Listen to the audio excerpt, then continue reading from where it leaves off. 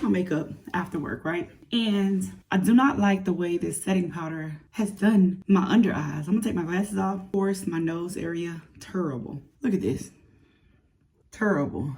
Now look at my under eyes. Terrible, like terrible. You see that? Like, hey lovelies, and welcome back to week 11, almost 3 months of our makeup mastery series.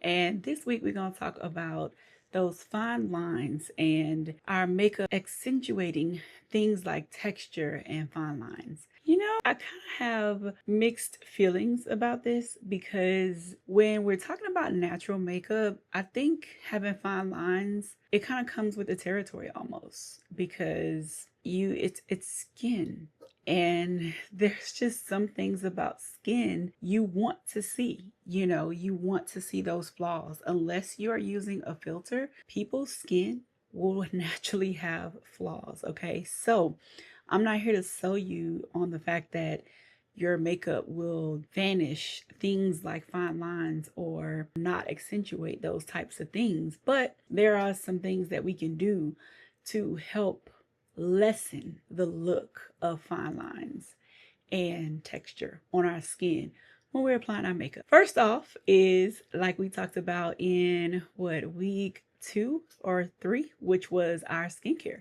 our base, a flawless base. And like you see me doing here, I'll pop it up on the screen, is applying our primer. Y'all know I like to use my Bobbi Brown, which is also a moisturizer and a primer. And then I go into my T-zones with a matte primer because y'all know I am combination skin.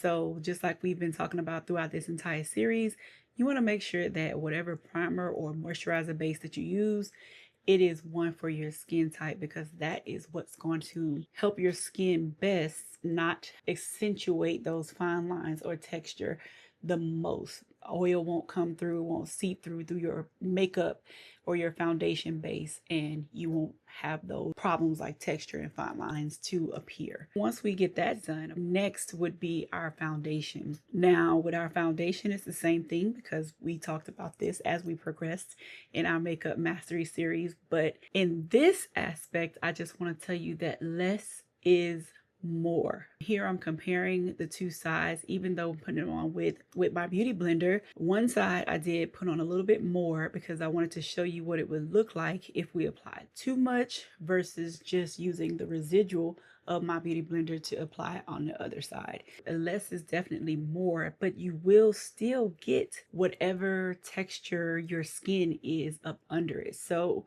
when we say we don't want fine lines and texture to show through our makeup, the best way to do that is to, of course, take care of ourselves inside out. So drink water, eat well, non-greasy foods, because whatever we put on the inside of us will show on the outside of us. And then, of course, is to make sure we keep up with our skincare routine. That's day and nighttime skincare routine, which I have multiple skincare routines on my channel, so you can go back and take a look at those, okay? And then after we put on our foundation, we're going to jump into our concealer. What I want you to take away here is that the concealer that you use is going to be dependent upon your skin type, which will define whether the texture of your skin will come through the concealer or not, if you use full coverage or not. So make sure you're reading the bottles of your actual concealer before you purchase them. Make sure that it's not mattifying, because remember, up under our eyes, we do not want to put a mattifying concealer. We don't want to dry out that area, because we've already talked about concealer. So I don't want to go too deep in repeating some of the same things I've already said, because this is not a repeat video. This is just talking about the coverage of fine lines and texture. So if you have fine lines up under your eye, what I want you to pay attention to here is that I don't take my concealer up into the creases up under my eyes, and we'll get to explaining that in another video, okay? After we put our concealer on, we do go ahead and set that area immediately. I'm setting it in this video with the Laura Mercier setting powder, and I'm using the same shade as my skin tone, which is medium deep, because this is a natural coverage. I'm not trying to highlight, I'm not trying to do anything glam, so I want to keep it very natural. Some setting powders will give you that blurring effect. So you do want to use a setting powder to set down your makeup. I know some people choose not to use a setting powder. They'll just go in with a spray. I'm just telling you, if your goal is to cover up fine lines and to cover up any sort of texture, you do want to use some sort of setting powder to set down your cream or your liquid foundation so that you can get that blurring effect, so that you can get a, just a smooth base. What I'm using next is a cream to matte blush. This is from Danessa Myricks. I enjoyed this. I would say that this was my second time using it. I had to get my hands on it. I went to a couple of different Sephora's looking for it because I had seen reviews on it and it did not disappoint. I also put it on with my beauty blender and blended it in. Chef's Kiss is absolutely gorgeous. I would suggest to put on a cream blush when you're doing something like this. Cream will hide more, kind of sort of hide more of your blemishes. It will give you just more of a skin-like texture. So if you've done your skincare properly, then things will show up as they should.